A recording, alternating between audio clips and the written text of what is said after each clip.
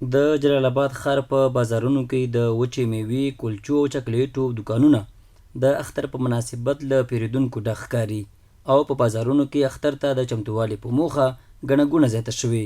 د جلال آباد ښار اوسیدونکی قیس وایي د اختر لپاره اړین خوراکي توکي پیري او هڅه کوي میلمنو ته ښه تیاری ولري. راغلی یم ښار ته چې اختر دپاره سودا واخلم. دا تاسو ته ټولو ته بهتره معلوم ننګرهار خلک یو میلمه پالنه خلک دی او میلمه دوسته خلک دی او وچه میوه مختلفه میوه والم ده او دا د دسترخوان یوه ښکلا ده.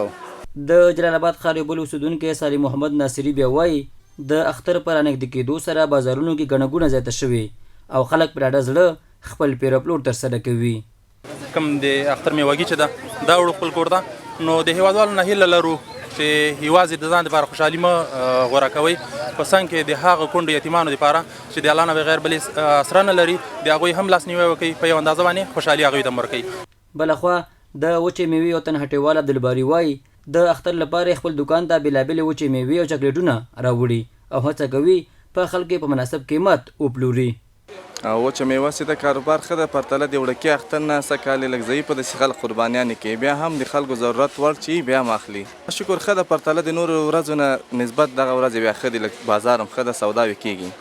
ننګرهار کې د اخترونو په رانږدې کېدو سره د وچې میوې، کلچو او چاکلیټو بازارونه تودېږي او خلک د اختر د دودونو له مخې د میلمنو لپاره بېلابېل توکي اخلي.